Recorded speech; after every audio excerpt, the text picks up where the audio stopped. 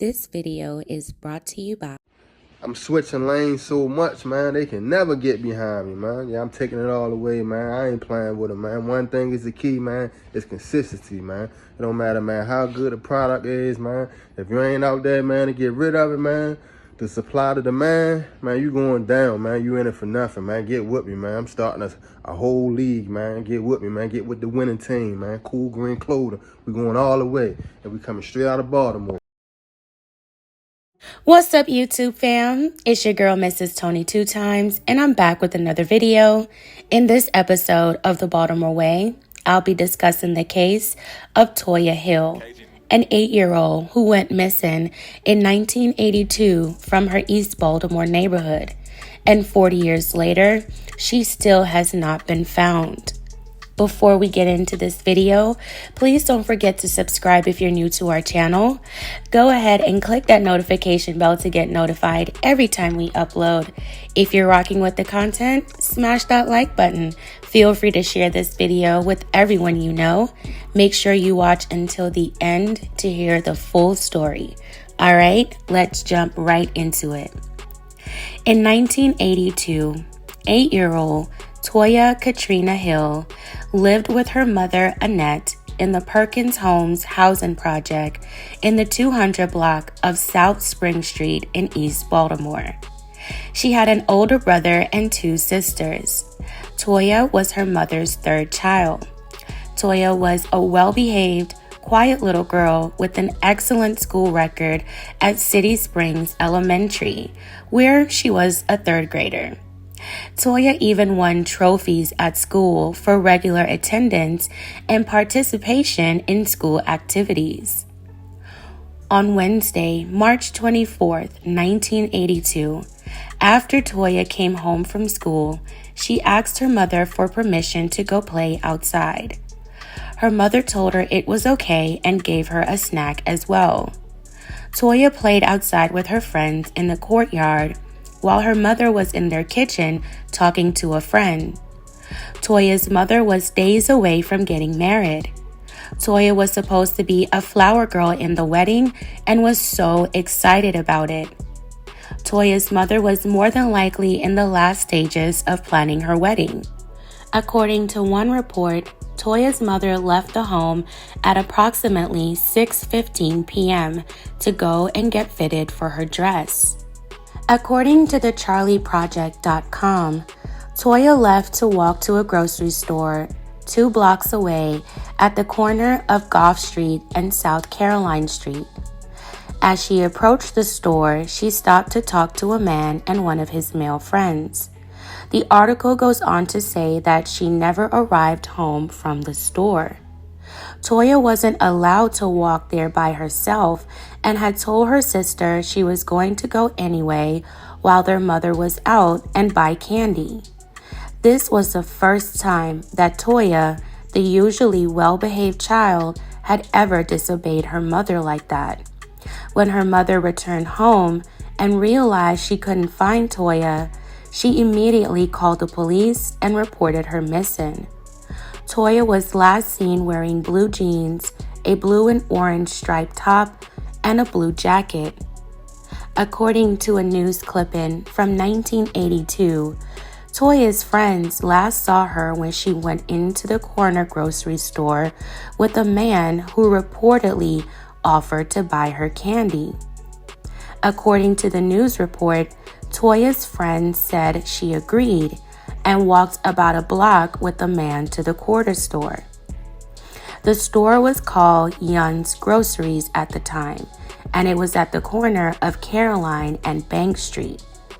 Toya's friends said they saw her into the store with the man, who was known to Toya's family. But one of the owners of the store, Yun Lee, said she didn't remember seeing Toya. The news article went on to say that Toya's friends waited outside the store for a few minutes for her to return with the candy, then went back to the courtyard. Police said back then they had no witnesses who saw Toya after she stepped over the threshold into the grocery store. Toya's mother, Annette, and almost 150 people were frantically searching the neighborhood for Toya, according to the Baltimore Sun. Despite Toya's disappearance, her mother, Annette, decided to still get married 3 days later on the Saturday after Toya went missing.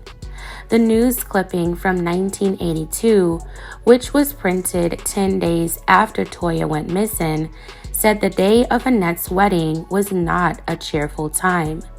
Her mother told the papers she tried not to let it get to her, but she ended up breaking down during her ceremony. She refused to open her wedding gifts until Toya returned home. She also saved the champagne for a time when the entire family, including Toya, could drink it. Toya's mother promised her she could have a taste of champagne at the wedding. Nevertheless, the family was devastated that Toya was missing, especially her siblings, who their mother said missed their sister dearly. She told the papers her older son would bottle it up and her daughters would just break out in tears. I'm sure it was a time of very mixed emotions for everyone. That same article revealed that police suspected foul play in Toya's disappearance. Police reported that they had interviewed 2 men in the investigation a dozen times, including the man who reportedly went with Toya to the store. One man said he bought Toya candy, but said he left the store before she did. Police had no indications they were involved in her disappearance and cleared them of any involvement. At the time, Toya's mother still believed she was alive. Other news reports revealed that one of the men Toya stopped to talk to on her way to the corner store was her mother's ex-boyfriend at the time, and the other guy was his friend. According to sources, her mother, Annette, initially believed her ex-boyfriend had taken Toya in order to convince her to start seeing him again. She repeatedly asked him about Toya, but he said he didn't have her and didn't know what had happened to her. Annette said she went ahead with her wedding on schedule because she thought her getting married to another man would encourage her ex-boyfriend to give Toya back. According to webslots.com, Annette got divorced from her husband in May of 1984 after filing divorce papers in July of 1983. After that, she renewed her relationship with her ex-boyfriend and married him. Yes, the man who was seen talking to Toya before she disappeared. She said she did this because she believed he knew where Toya was. Annette left the man again only a few months into their marriage with no more clues as to where her daughter was. The man is now deceased. I think he passed away probably 15 years ago, give or take. According to sources, about 26 years later, in 2008, Baltimore police found the body of a female they thought was about the age Toya would be. They asked her mom for a DNA sample, but it turned out not to be a match. Toya's mother, Annette, told the Baltimore Sun in 2011 that she had conflicted emotions about that because theoretically it meant that Toya could have still been alive, but it was also still upsetting because it also meant they still did not know what happened to Toya or where she could be. Toya's mother also told the publication that she would set a place setting at the dinner table for Toya up to a year after she disappeared. She said the only reason she stopped was because it made her other children upset.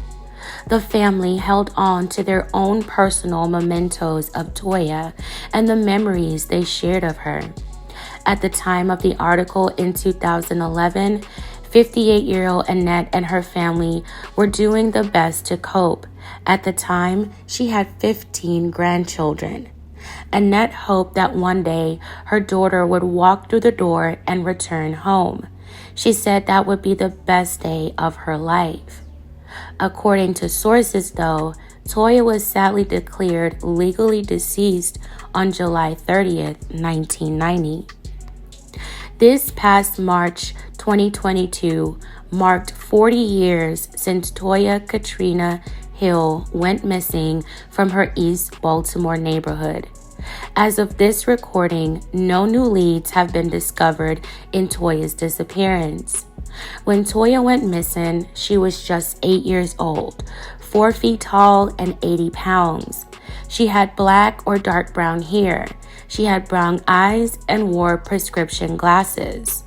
Some news reports say that on the day she went missing, she wasn't wearing them.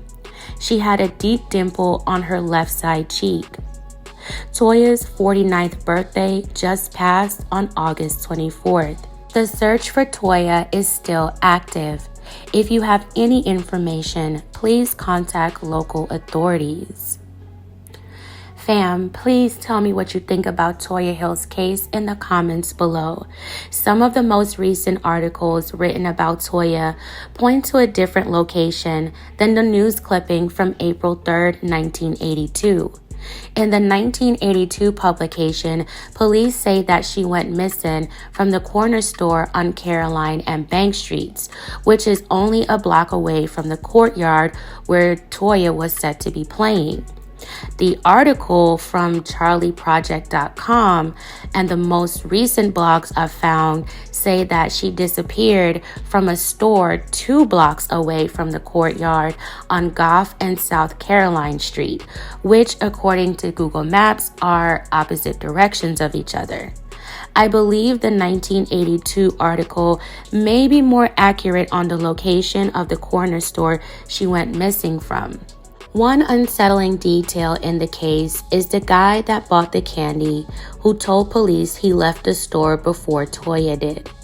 However, one of the store's owners don't remember seeing Toya in the store at all. But her friends were standing outside waiting for her. They said they saw her go inside, but she never came out. That's so weird. No one saw her leave the store, but they saw her go in. It's also very suspicious to me that Toya went missing 3 days before her mother's wedding and was supposedly last seen talking to her mother's ex. But why would he target Toya to get back at her mother for marrying another man? Toya's mother said she married the other guy so she could get him to give Toya back, but that didn't work out. He still denied any involvement. She then got divorced and married the guy she suspected was responsible for her daughter's disappearance, hoping then he would give her answers to Toya's whereabouts, but that also didn't work. It seems like a really unconventional way to get answers, but I believe Toya's mother was extremely desperate to find her daughter and did what she thought was necessary to find her child. I pray Toya's mother, Miss Annette, her siblings, and family have been able to find some peace. There are still so many unanswered questions in Toya's case. She just vanished without a trace. I pray something breaks in this case, a new lead or evidence or something that can crack the case open. My heart goes out to the family and everyone who has worked to find Toya Hill. Alright fam, that's it for this video. Don't forget to comment down below and tell me your thoughts. Thank you all so much for watching. Please don't forget to like, share, and subscribe. This is your girl, Mrs. Tony 2 times, and I'm out.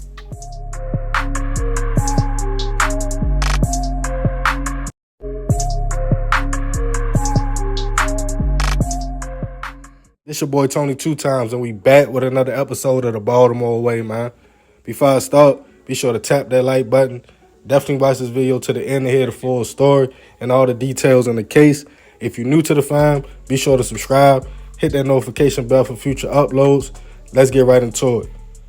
The streets can get wicked, leaving more questions than answers in certain situations. Whether it's beef in the neighborhood and what the beef is about, or a community being torn apart because someone killed somebody the streets love. But the politics in certain environments goes deeper than most people could ever imagine for real. To the point, a teenager could be beefing with grown men. It's sad it's no age limit on situations. If a person feel as though you crossed the line and you get that target on your back, you could be 12 years old getting hunted down by 30-year-old men. To the point, most would ask, why would a grown man hurt a child? Unfortunately, once someone jumps off that porch and into the politics of the streets, age goes out the window. For example, you got a hopper, 14 years old, trying to make a name for themselves. He shoots up a block, hits multiple individuals. Even though he is still a shorty, the people he hit want some get back. Now you have grown men looking for a 14-year-old. It happens way too often out here. And in certain situations, when a person is considered a good kid that stays to themselves and try to stay out the way, it makes understanding why they are targeted 10 times harder. And on this episode of the Baltimore Way, we will be discussing a case that left an 18-year-old gun in front of a corner store and a 38-year-old man being labeled public enemy number 1. According to sources, on December 28th, 2015, at about 1:30 a.m., 18-year-old Rakish Shaw, nicknamed Gucci, and a friend walked to Obama's. That's a deli on Greenmount Avenue. It was a man selling CDs and DVDs outside the corner store, and a few customers shopping inside, including 2 men who had pulled up just moments before Gucci. One of the men jumped out of a van, and the other jumped out of a car, thought to be an Acura. As Gucci stood outside looking at the CDs, a man allegedly walked out of the store and opened fire on a young man, unfortunately striking him in the head. As BPD were called to the scene, they found the 18-year-old suffering from a gunshot wound. He was rushed to a local hospital where unfortunately he didn't make it. An investigation was started with police realizing the store had surveillance.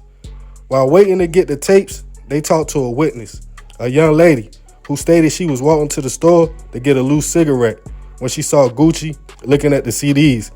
She knew the young man from around the way. Then as she entered the store, she told police it was 2 men, one kind of tall, holding a gun by his side. He bumped up against her. She thought he would say, "Excuse me," but he didn't, and then she noticed the gun before exiting the store. Then she heard the shots. As the store released the footage, it showed 2 men pull up in separate vehicles, go inside the store, and it seemed like they paused, like they were waiting for somebody. And then that's when things get crazy. The whole incident was caught on camera, but with no motive or suspect names, BPD hit a dead end. A few days later, after hearing about Gucci's untimely death, the community gathered at the corner store, with everyone stating the young man was a good kid and he didn't deserve that. People seemed shocked and confused who would want to hurt him. As police looked at the surveillance footage, they focused in on the shooter and the car that he allegedly got out of.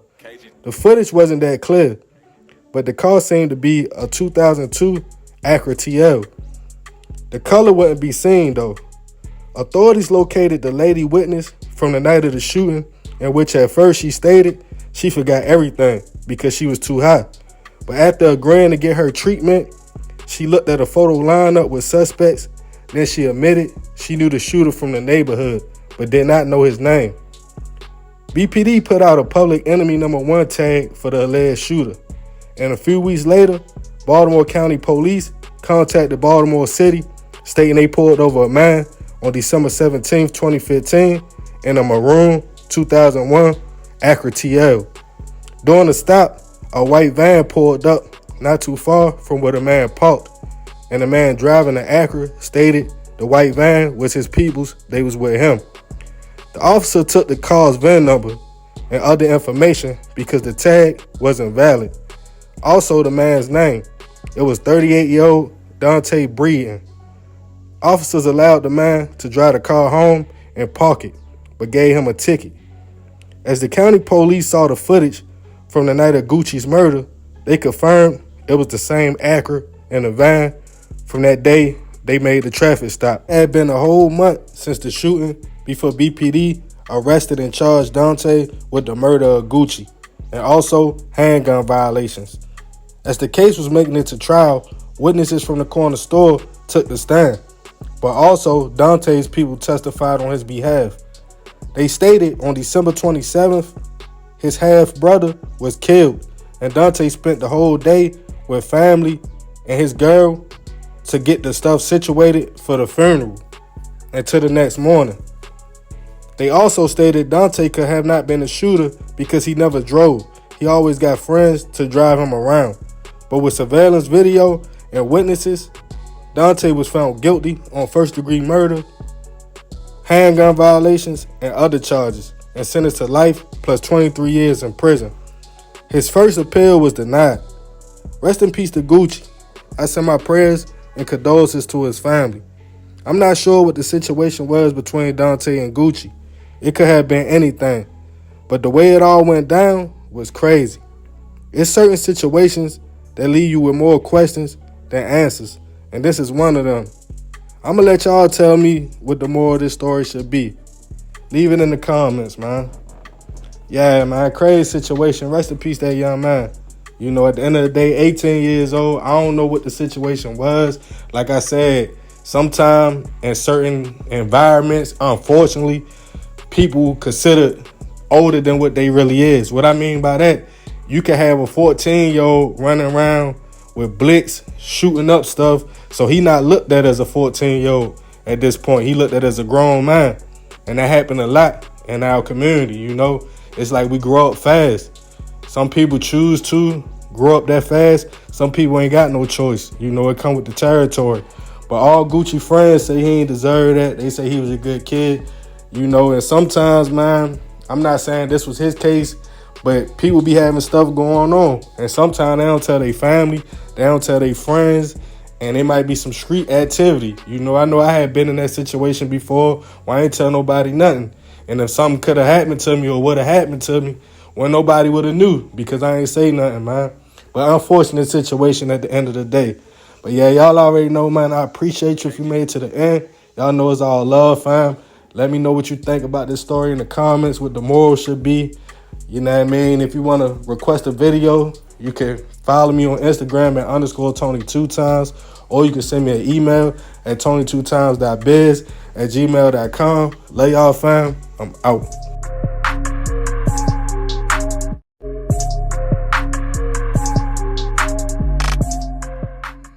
What's up, YouTube fam? It's your girl, Mrs. Tony 2 times, and I'm back with another video. In this episode of the Baltimore Way, I'll be telling the story of Melinda Schaefer, a 29-year-old property manager who was found tragically gone in her office one day in June 2013. But before we get into this video, please don't forget to subscribe if you're new to our channel. Go ahead and click that notification bell to get notified every time we upload. If you're rocking with the content, smash that like button. Feel free to share this video with everyone you know. Make sure you watch until the end to hear the full story. Okay, let's jump right into it. Melinda was a rising star at her job as an assistant property manager at the Towns at Harvest View Complex in Reisterstown. During this time, she met and married her husband, and the couple settled in to a beautiful home in Dundalk. Melinda also had a very close relationship with her dad, and they would talk often. Melinda was beautiful, kind, bright, and hardworking. Soon enough, Melinda was promoted to the property manager of the complex by the spring of 2013. Melinda essentially oversaw everything that had to do with the property, whether it was tenant issues, maintenance problems, or marketing. She did it all. Melinda also had a few subordinates like custodians and maintenance workers. There was also a weekend property manager who obviously only worked on the weekends. She would also fill in for Melinda if she needed time off. Melinda was very good at her job and took it very seriously. Unfortunately, Melinda had to deal with employees who had attendance issues and didn't perform their assigned duties. Her main problems were with the weekend manager and a maintenance worker, 27-year-old Rashawn Williams. Melinda began to get complaints from tenants about the weekend manager being unavailable. When the weekend manager was scheduled to work, phone calls were going unanswered, no one would be in the office, and tenants' issues weren't tended to until Melinda returned. The maintenance worker, Rashawn, also had attendance issues and didn't always complete tasks in a timely manner. Melinda vented to her husband and father about her problems with her employees. She shared that there were times she felt her grievances weren't heard. Both her father and husband told her to document everything and send it up the chain of command. So she began to do so. Melinda also told her dad and husband she felt unsafe at her office. She told them she had encounters with some intimidating people over disputes about their past due balances. There was something that may have made Melinda feel even more uneasy because one day she asked her father to come all the way from California and install security cameras in her office. Her father advised his beloved daughter to ask her district manager to install the cameras, as it's their responsibility. But it was never documented that Melinda ever made the request. On June 12, 2013, the weekend manager at the property was fired due to the ongoing insubordinations. Melinda didn't feel good about having to let her go.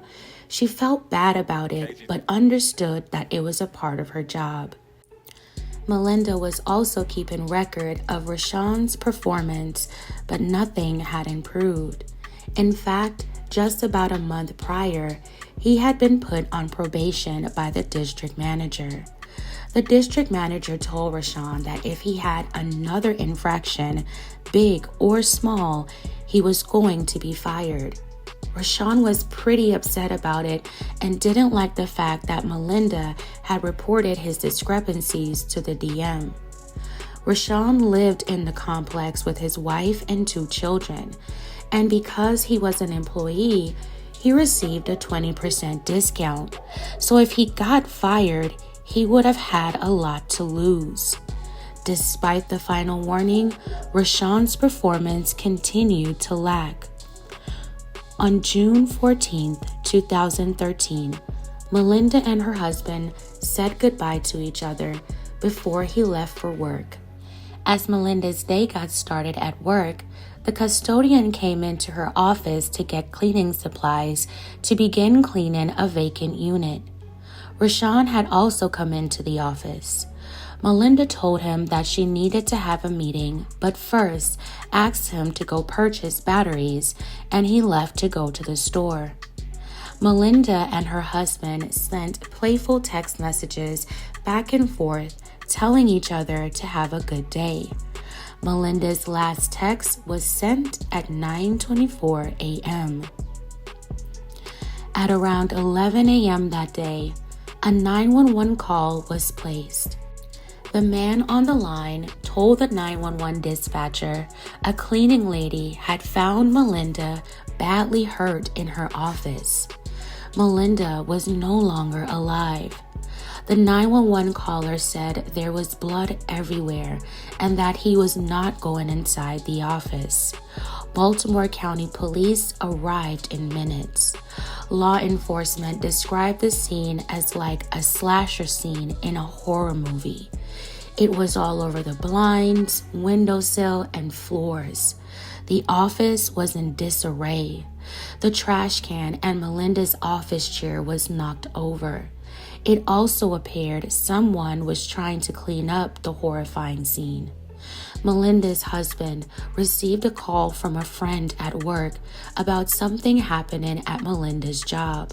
He then tried calling his wife several times, but she didn't answer. He arrived at her office around 1:30 p.m. to find it blocked off and a heavy police presence. The police notified him that Melinda was gone.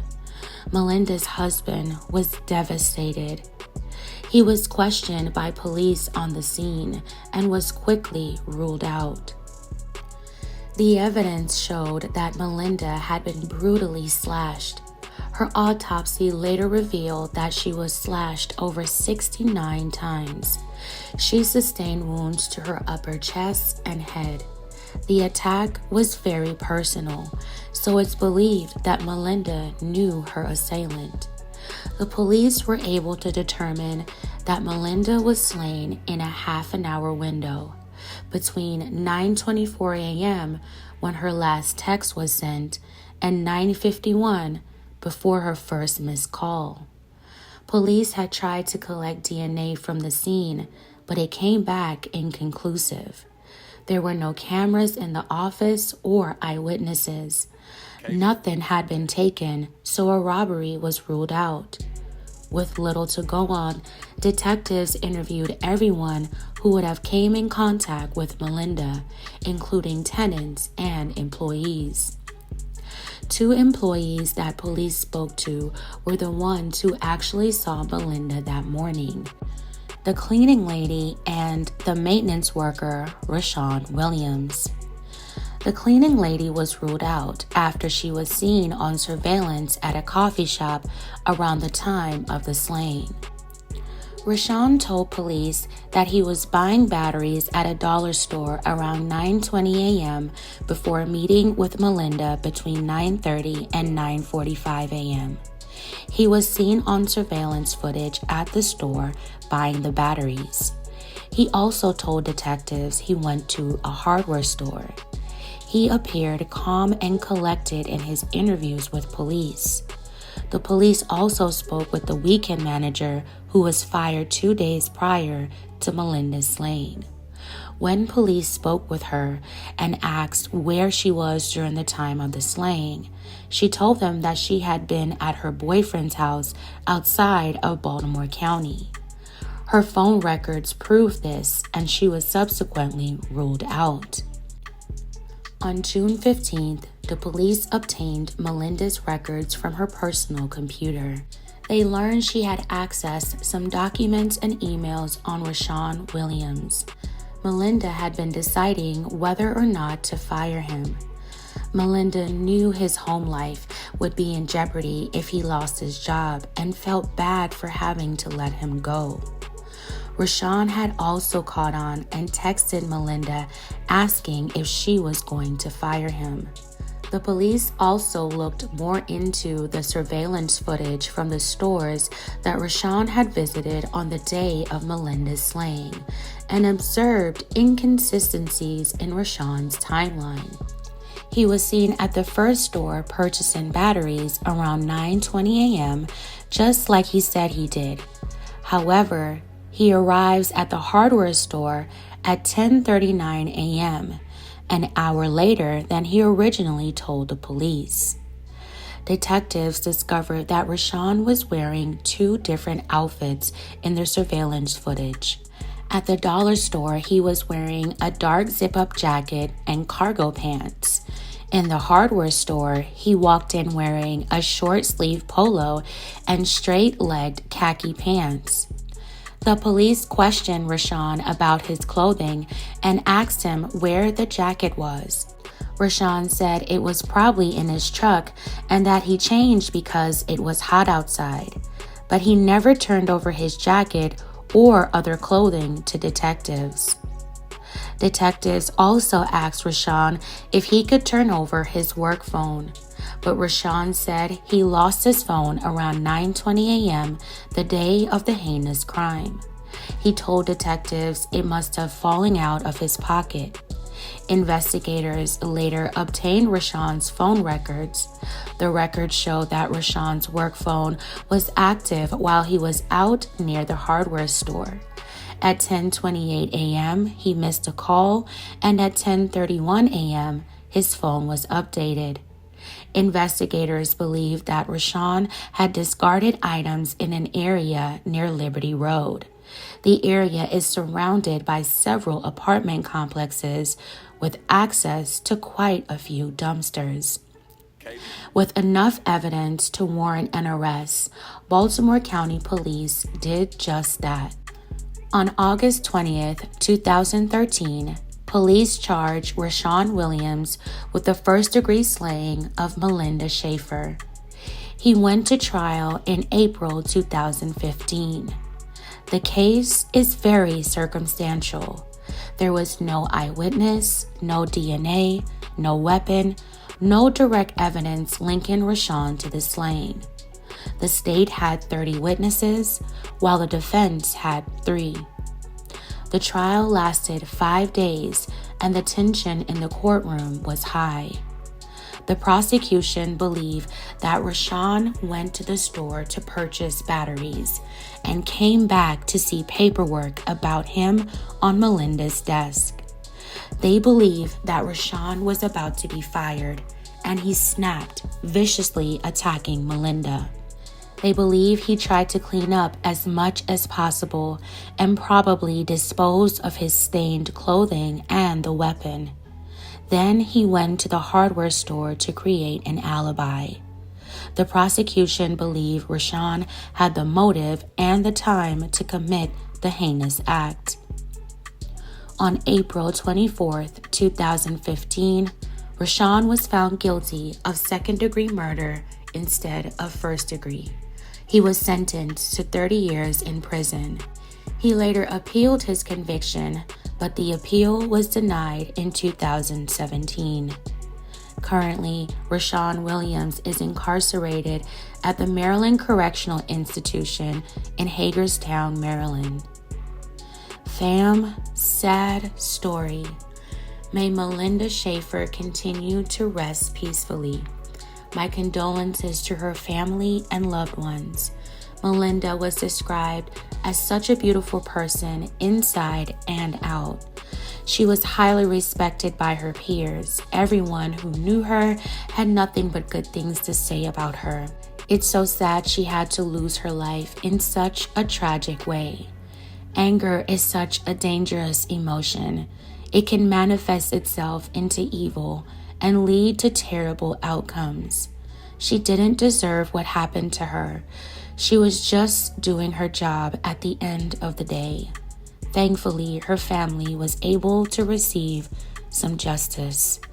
Fam, tell me your thoughts on this in the comments below. All right, fam, that's it for this episode of The Baltimore Way. Thank you so much for watching. Please don't forget to like, share, and subscribe. This is your girl, Mrs. Tony 2 Times, and I'm out.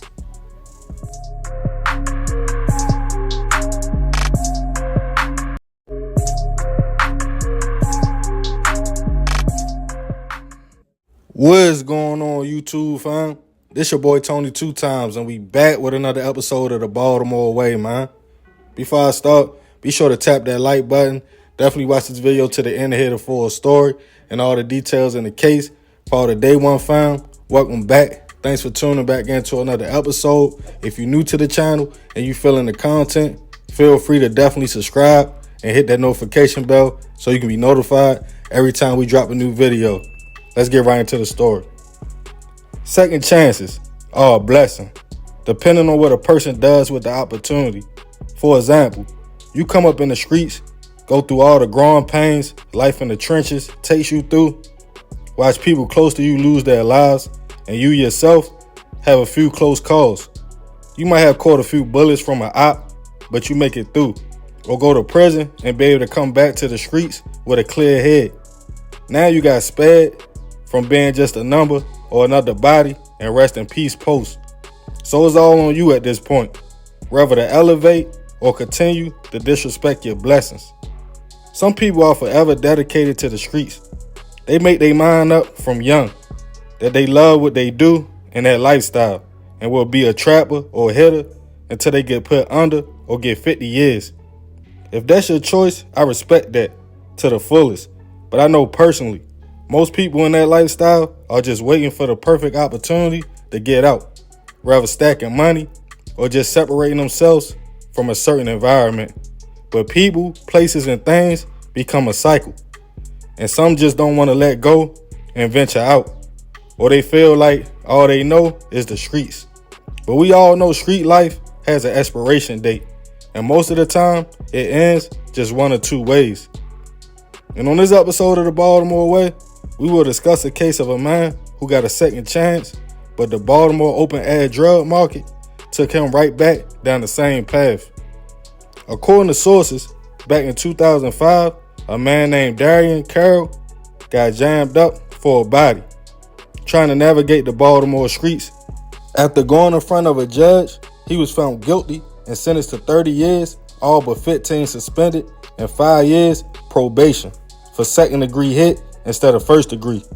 To some people, that sounds like a lot of time, but to the ones that's been through the system, we know on 15, you probably do about 12. Good time takes some years off, and for a body, that's a good deal. Time enough to make some changes and make it back to the streets a better person.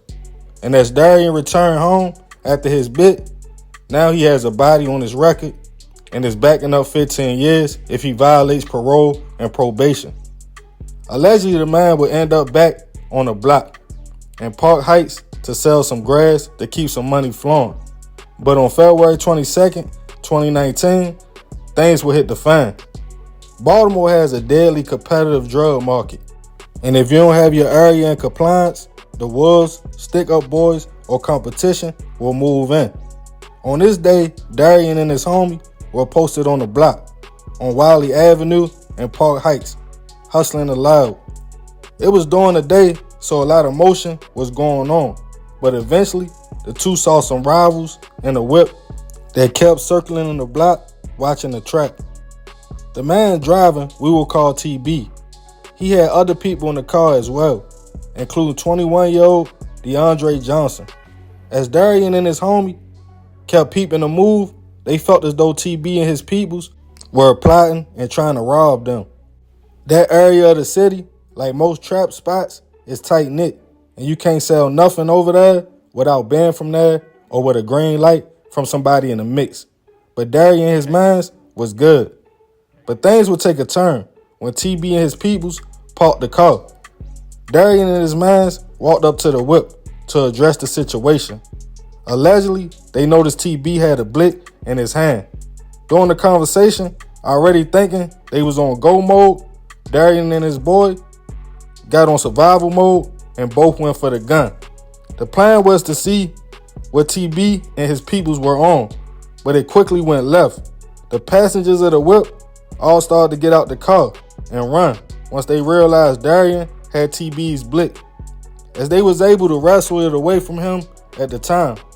Darian was paranoid that TB's homies had blitz on them also.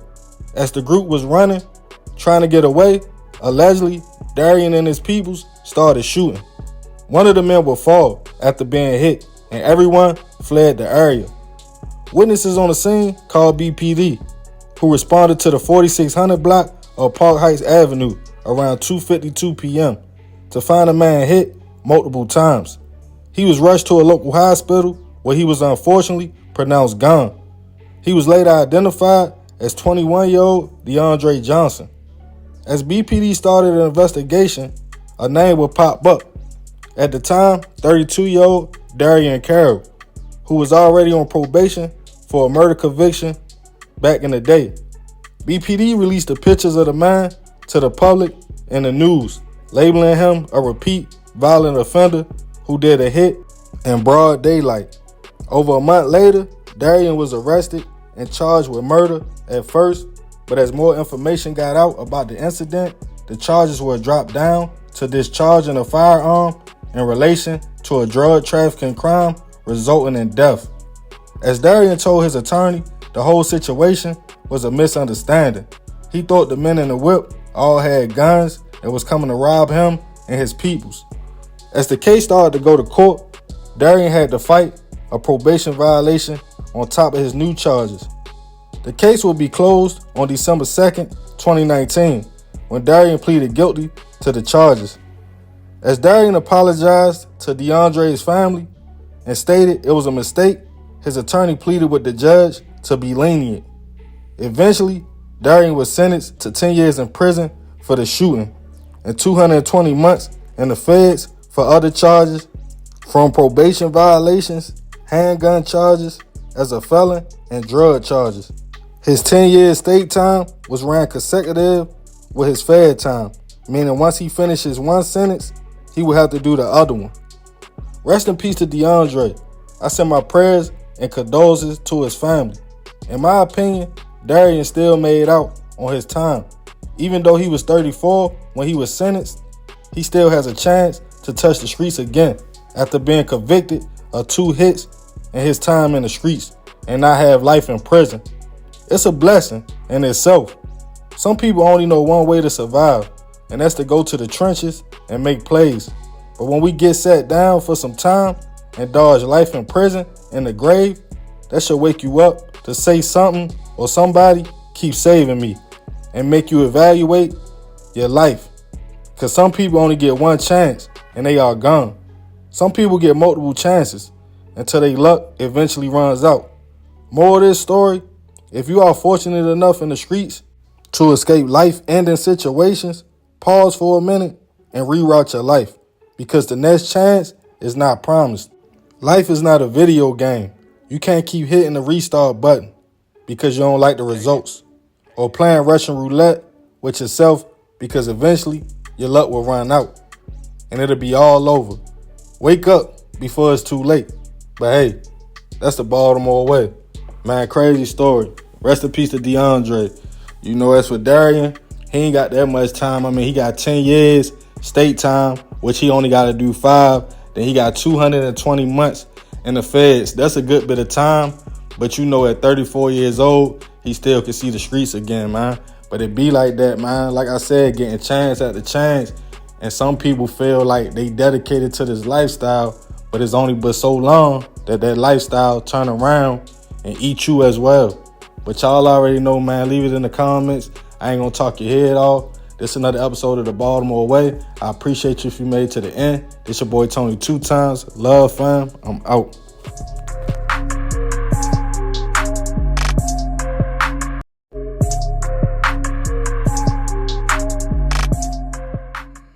It's your boy Tony 2 times, and we back with another episode of the Baltimore Way, man. Before I start, be sure to tap that like button.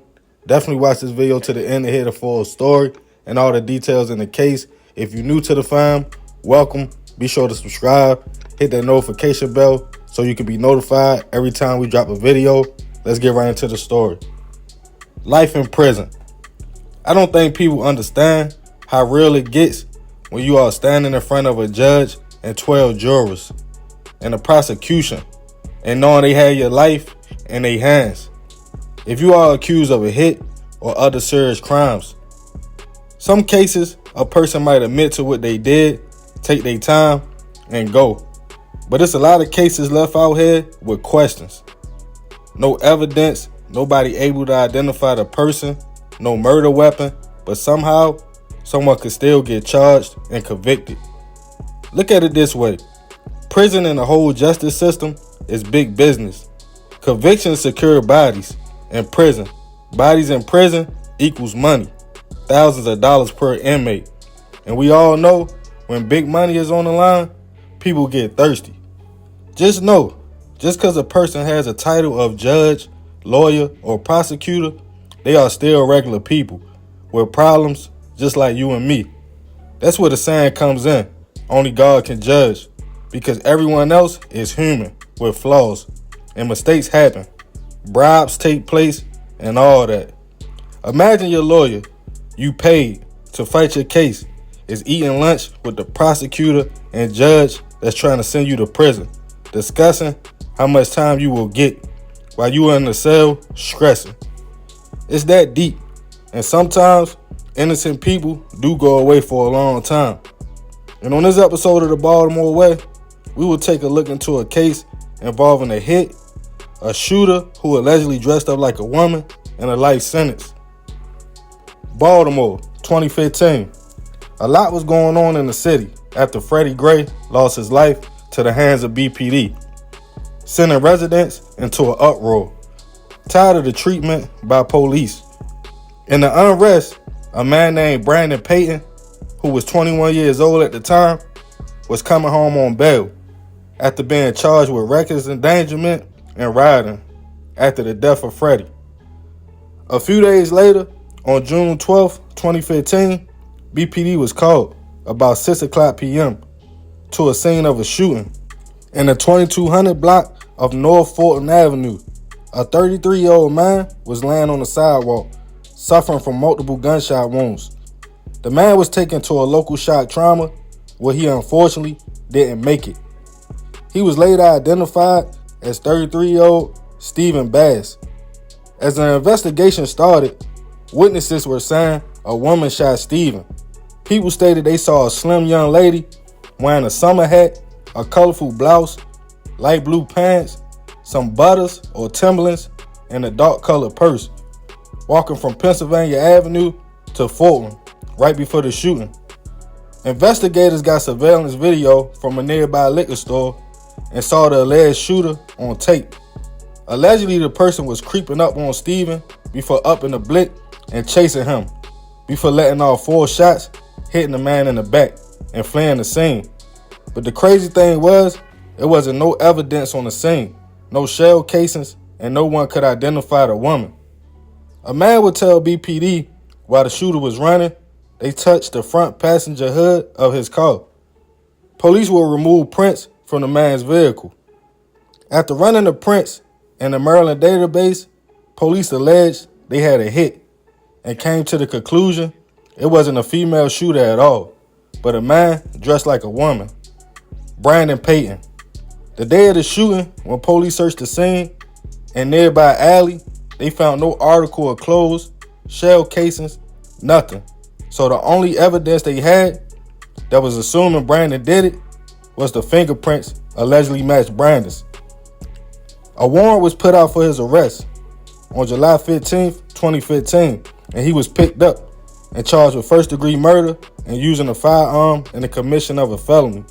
Brandon never admitted or acknowledged he knew anything about the hit on Stephen, but the partial fingerprints was enough to make the case stick. The case would make it to trial in September 2016. The state argument seemed weak, with only a few witnesses who stated what happened to Stephen, but no one could prove the shooter was Brandon or even put him at the scene. The state's key witness was the person from the Baltimore City's latent fingerprint unit. They put them on the stand, and they stated they allegedly examined 3 fingerprint lift cards taken from the witness whip the day of the shooting and matched it to Brandon, in which the person stated they ran the prints and it matched prints linked to a SID number or state identification number in the database. Also, the person stated they personally fingerprinted Brandon in August 2016, and it was a match. The state rested his case off that, leaving the courtroom and the jury confused. As on a crowded Baltimore street, anybody could have touched the car or linked on it to make them fingerprints. Also, there was a lot of back and forth about an unknown print that was found on the car that didn't match Brandon. The jury couldn't come to a decision, and Brandon's lawyer pressed for a dismissal. This is where things get interesting. Once a case is argued by both sides and the evidence is not enough to secure a conviction, a motion for dismissal is usually put in. It's supposed to be either a yes or no, dismiss or grant the motion. But even though the judge was frustrated with the state's lack of evidence and not being able to prove his case, the judge argued if it was a simple drug case, he would throw it out. But since it was an execution-style hit, he gave the state time to get their story straight, get the fingerprints evidence together, and make it all make sense. In which Brandon lawyers objected, stating that wasn't how that worked. The state had time, failed to prove guilt, meaning he was innocent. But the judge ignored their statements. 2 days later, the fingerprints person came back, took the stand again, this time with a report making more sense. And the judge let the state finish by letting all their witnesses speak A brief cross-examination was done by Brandon's lawyers before the jury came back on December 5th, 2016 with a verdict. Guilty on first-degree murder, and Brandon was sentenced to life plus 20 years in prison. Immediately, they put in for appeal. Eventually, 2 years later, in 2018, the case was presented to a high court in Maryland, where they argued the judge in the case overstepped his grounds and abused his title by reopening an already closed case that was supposed to end in acquittal, and gave the state time to fix its lack of evidence, ending in them convincing the jury, who at first wasn't buying the whole fingerprint theory, stating the judge acted like a prosecutor. A vote for Brandon to receive a new trial was voted on, and it was approved, stating all the abuse of power was enough to question the guilty verdict. As of now, I haven't found any information on a date or if Brandon's case made it back to court yet, as things like this usually take time. Now let me just say this. At the end of the day, somebody did lose their life.